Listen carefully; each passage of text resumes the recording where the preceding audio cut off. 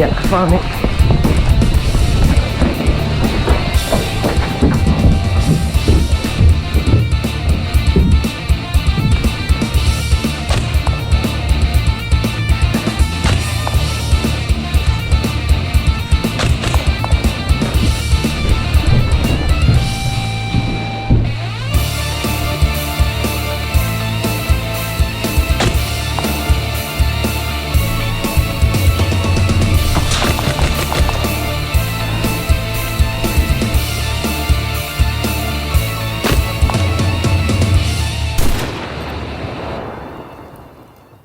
Hey guys and girls, Fox Green back here again, and today I'm finally here to talk to you about my DMR build. And this is my beautiful Tokyo Marui 417. Now this is a lovely gun, and ever since I brought it to my first skirmish, I've had multiple people asking me, oh my god, what gun is that? What upgrades have you done to it? It's so badass looking. And then also when I put out my very first DMR gameplay footage, it just shot up. It got tons and tons of views. It's probably one of my most popular videos on my channel, but even though I don't think it's the best video, but I think it's just that gun. The gun is a statement piece, but I've also put a lot of work into this with CRC Customs, and I've turned this very, very good Tokyo Marui into something that's basically like a Systema in terms of quality, parts, and functionality. So the first thing I'm going to do is talk you through the gun and its features. It's a Tokyo Marui 417 recoil shock, so that means when you pull the trigger, this gun recoils. Now, it's a lovely feeling, it's a really realistic feeling, and it's a nice thing to have. Also, what you got on this is it's an electric blowback. So the bolt here will blow back electronically, which is nice because on an older G&G 416, that Top Tech that I had, it used to take air from the cylinder to blow back, and it resulted in really sporadic FPS, which is a big no-no. So because this functions electrically, it doesn't really matter. And obviously, if you want, you can disable it very easily. But I've left it on there. But one thing to note about this, it is a DMR, but the one thing is it does have full automatic, right? So in some countries that wouldn't be allowed, so you have to lock that out if you want to run it as a DMR. And I'll talk to you about that in my upgrade section on how I did that electronically. Another amazingly nice and realistic feature about this gun is when you're firing and get to that last round, the bolt hold up and catch will enable, and the gun won't fire any more rounds, notifying you that you're out of ammo. You then have to take your mag out, put your new one in, and slap the bolt release to get it firing again. Otherwise the gun won't fire. That's all done electronically within the gun itself. Now, it's a very nice gun. It's very heavy, right? So it comes in at 4.7 kilos out of the box. That's with none of these attachments, because it doesn't come with a scope. It just comes with its iron sights, a regular flash hider. But one thing to note is it's a lovely gun. It's got all it's all licensed properly by H&K. So you can see H&K 417D, 7.62 millimeters by 51. It also has its own serial number up here and some other logos. So it's a really nice gun, really realistic. It almost looks like it's Cerakoted, but it's not. So it's very, very, really robust. It's basically nearly all metal, this entire gun. That's why it's so heavy. It has a very, very nice stock which offers a lot of room in it, and it adjusts quite nicely. There's no wobble also, so this gun has really no wobbly parts. It's really well put together. Because it's a recoil shock, it comes with its own double crane style battery, but I'll talk to you about how I modified that, because I don't like running those NIM batteries. I want to run LiPos, and that's what I currently run in this. I run 11.1 LiPos in it. What I'm going to do is take you through what I've got on it attachment wise and why, before we get into the detailed upgrades bit, because trust me, this gun has been absolutely transformed on the inside. The only thing that's probably original about it is its outer shell now. So the first thing I got on it here is an average scope. I got that because it's a very nice looking scope. It's very big and it suits this big rifle very nicely. But as well, it's pretty good scope. It's cheap as well. Has a nice sunshade, but it's zoomable in and out. Eye relief isn't great, but that's because it's an airsoft scope. And I typically on my bolt action run a real steel scope from my actual rifle, which is worth more than the gun itself, you know. This is still a good scope. It holds its ear, doesn't get knocked out. You can easily adjust and lock your turrets in game, which is very nice. And obviously it's got the light up crosshairs, which is absolutely useless. And if you tried using it in any dim lighting, you won't be able to even see out the scope. That never works in airsoft guns, only in the real steel version. It's not worth even looking at that. Then I've got a pretty standard pistol grip here. Now you can pull out these rubber inserts, which is nice, and you can run your pressure switches in here. So when you have it held up, you can actually press on this very easily and turn on your lasers and lights, which is very nice. It's also in a very nice, comfortable position, as you can see. So it makes holding the gun, rather than holding these very sharp rails, a lot more comfortable. Other than that, then I have a suppressor on here, which does absolutely nothing. It's completely aesthetics. It adds a fair bit of weight. It's wobbly, but it just looks good. I like having it on it. It's more for when it's on the shelf type thing rather than playing airsoft. But what I do have here is X-Car Tech, and I'll be talking to you this in another review video. This is what I'll be running as my tracer unit, but it links wirelessly to this PEC box, which has a digital display on it. And not only will it be act as a tracer unit, it'll chrono my gun in field. I can switch the dial and chrono my shots live at any stage. I can also set it to the amount of rounds that are in the mag, which is 70 in this gun. And when I fire, it'll count down how many rounds I've left in my mag. Really nice feature. So this unit and this are smart, and I use them on the field to determine how much rounds I have if I decide to change BBs. Now, I never do that anyway, but say if you did want to do it on a day, you're able to check to make sure you're not getting joule creep. Other than that, I've got a cheap Harris bipod. I'll put a link in the video description below to that on Amazon. It's a really solid bipod, right? And it was very little money, so check the description for the link to that. Other than that, then, one thing I didn't talk to you about is the mags. So the mags are lovely. They're 70 round mags, but they're quite big. So if you want to put these in pockets or anything like that, they're actually quite large and cumbersome. So they won't fit in a standard vest. So what I have are the kind of paracord type mag pouches that are stretchable. So these will fit in those. I can fit 2 in each one then. But just note that these are huge mags, because it's obviously a 7.62 chambered gun for realism. Now, what I like is those rounds look very realistic in there, right? They look super realistic. And also the back of each round in there has 7.62 written on it. I think lovely attention to small details there. Very, very nice. And of course, as you can see here, you got lovely H&K on the bolt as well. So it's very, very nicely done, the gun. It's everything about it's very smooth, operates really good. Now, when I got this gun out of the box, it was shooting 260 FPS, right? With 0.2 gram BBs, right? Terrible. Now, it still had a very good hop up and was able to shoot 0.28s, no problem, and lift them. But the problem, I didn't buy this gun knowing that it would come perfect out of the box. I bought it wanting to turn it into the perfect DMR I could. So internally, this gun is completely stripped back, and it's probably more similar to Systema now at this stage, and has a lot of it actually has an awful lot of like kind of Systema Promi parts and whatnot in there. So it's a very high grade gun inside. And the reason why I wanted that is, as a YouTuber, even though I play primarily in Ireland and everything's 1 joule, all snipers, everything, we've no minimum engagement distance. I'm going to travel to America, UK. I have traveled to the UK already. So I want this gun to be able to handle 450 FPS. And it can now. And I'll take you through what upgrades I did to enable it to do that.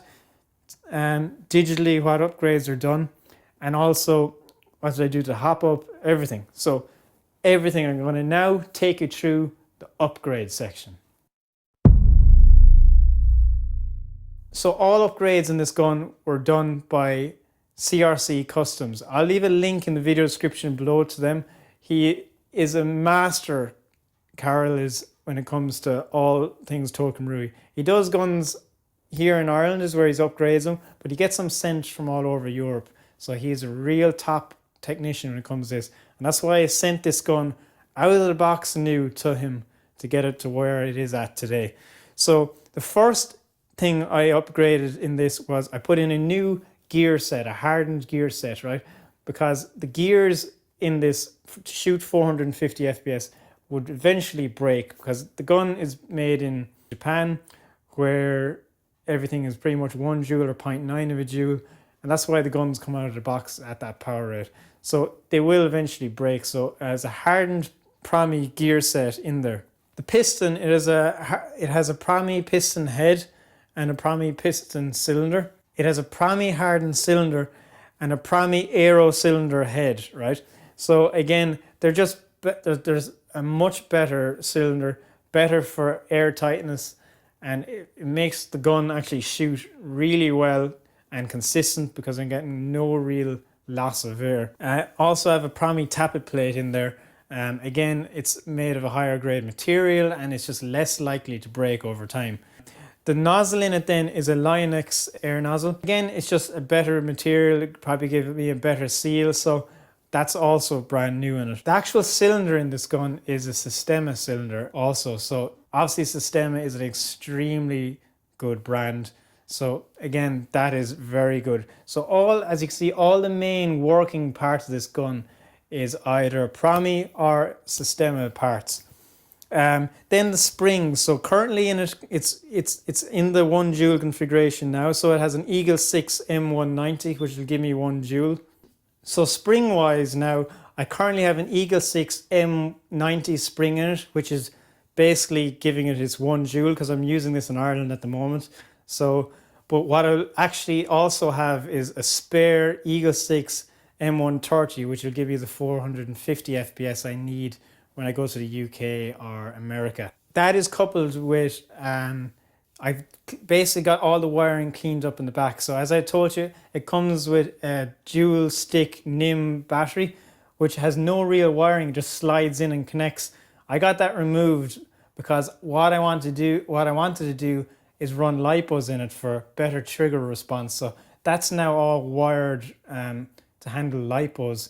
But as well as the wiring, I had the wiring tidied up also because I can now quick change the spring in this gun by undoing the castle lock, taking off the stock and pulling out the spring.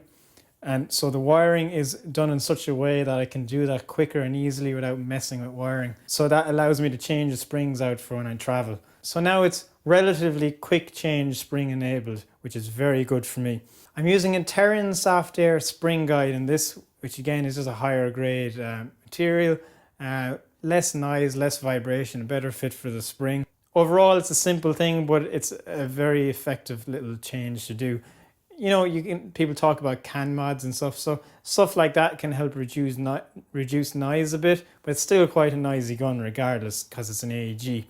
I also had, I don't know if you can see this here, this pin on the Tokyo Maruis has a tendency of actually wobbling out over time because of the recoil of this gun and falling out. That's the original one. So there's another, I can't remember who makes them, but it's a much better basically body locking pin. So I replaced that pin. I think it was about €9 to replace that pin, but well worth it if you're running any type of Tokyo Marui recoil. I have SHS Metal Bushings and in this, and the bearings are also replaced with better ones.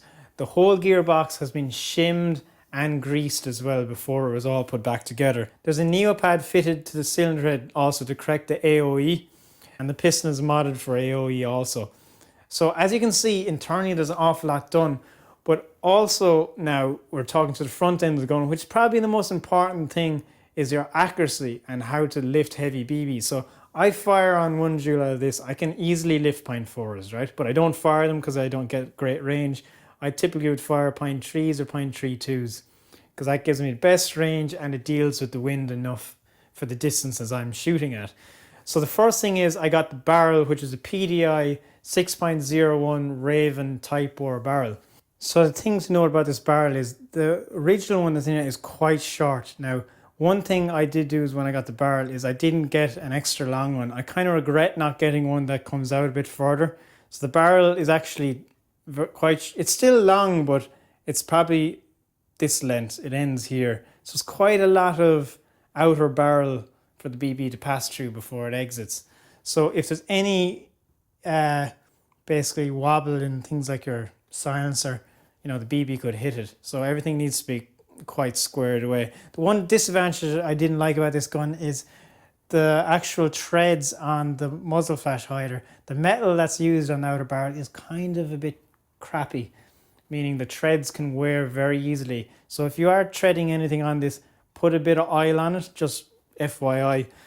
When all this gun was put back together, you have to, because it's a recoil, everything use Loctite on all screws, even like the mag release catch here, because you'll find that the gun will, all those will actually loosen, and things like the spring and the mag release catch will pop out. So if you disassemble this gun, you need, and I mean this, you need Loctite on parts. Smallest bit, don't overdo it because you won't get those screws back out again. So now let's talk about the actual hop-up chamber. So the first thing is it's flat hopped. I really wanted flat hopping because it's very good. It's just very consistent.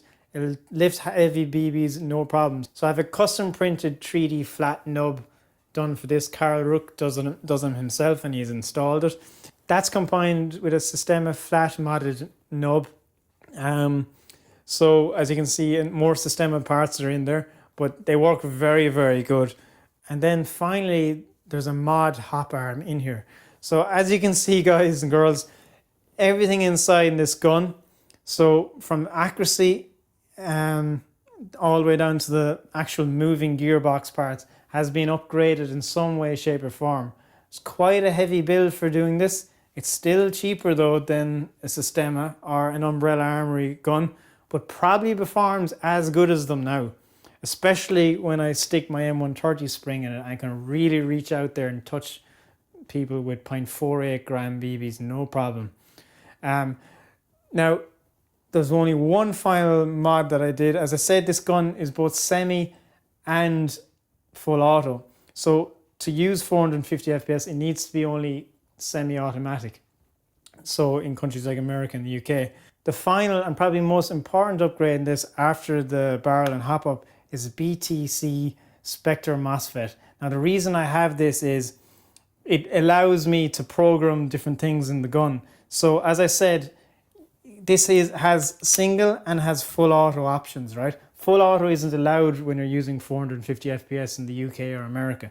So what you need to be able to do is lock it out. So with the Spectre Mosfet, it comes with a little phone app and you can program all these switches to different things. So what I have is semi-automatic and 2-round burst. Now for Ireland, but that's because we're of all 1 joule, and I could have it in full auto over here technically. But what I could likewise do is have single and have this locked out, the full auto locked out to do nothing. So if it's tested on the site, it won't actually do anything, and it can't be tampered with. So the gun is digitally able to be locked out, and that means through Bluetooth with my phone, I can control how this gun operates. Because I use the BTC Spectre Mosfet, the trigger response in this bad boy is absolutely amazing. The trigger response is amazing. Very small touch to shoot, and follow-up shots are very quick. The also amazing thing I can do with that Mosfet is pre-cocking. So the big advantage snipers have over engaging someone at the same time is that because your piston's already cocked, when you pull the trigger, your shot is fired instantaneously. In an AEG, if someone pops out a corner and pulls the trigger, the gun has to basically, pull back the piston and fire. So there's a delay, there's a few milliseconds of delay, but that's how I actually shoot a lot of guys close range really fast in my bolt action, because I have that split second advantage. But the beauty about this is I can pre-cock it. So the gearbox will pull that piston all the way back just to the verge of ready to fire. And it does that all automatically. So when I pull the trigger, it's boom, instantaneous shot released. And then it winds it back again. So there's no wind up, there's no delay from me pulling the trigger to leaving the end of the barrel. So that's key, and that's the main reason I got the BTC Spectre Mosfet installed in there. So as you can see, guys and girls, that's the gun in its entirety. It works really well. It's badass. Do I regret upgrading it and spending the money I did on it? No, not at all, because this gun is a gun for life. It's going to travel the world with me, and I got to say, it really is a badass gun. But I also have to point out, it's a very heavy gun. So if you're young and you're not strong, I'm by no means a tall and very strong person.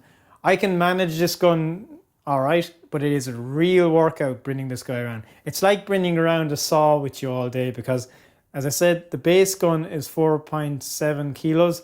The scope, silencer, I also have a scope cam on it, GoPro, the PEC box, and then my ammo, pistol grip. The gun is probably around 6 kilos, thereabouts, maybe a touch over. That's very heavy for a gun, and it's very heavy to be carrying around in a milsim. So just bear that in mind. This is not a light gun. You can get way lighter guns. If I had my time back again, would I HPA it? You know what? I always considered HPA. I just don't like running a tank. Would it make it probably function better for a cheaper price? Yeah, it probably would. It probably would. Let's be realistic about it. But I can always easily take out that modified gearbox in one piece, set it aside, and stick a HPA engine in. All the barrel mods, hop-up mods, everything like that was still, regardless of HPA or not, necessary. So if I had my time back, no, I wouldn't HPA it, but it'd be nice to. Maybe in the future I'll stick a HPA engine in there just to see what it's like, see how it functions, you know. But yeah, it's something to consider if you're doing a build like this, a serious build where you're going to spend a good bit of money and make a really nice gun. You just have to consider that, you know, do you want to go HPA, because it probably will be cheaper. Now you do have to buy your tank, your hoses, as well as the engine, and then you have to be some bit tech savvy, or else you can get someone else to do it, install it. But you know what? I love how this gun functions. It's really badass and performs really well, and you're going to be seeing a hell of a lot more of it in my gameplay footage on my channel. So as always, guys and girls, thank you for checking out this video, my 417. I hope you enjoyed it, and we will see you again soon, either on site or on camera. Talk to you then, guys. I'm Fox Green. See ya.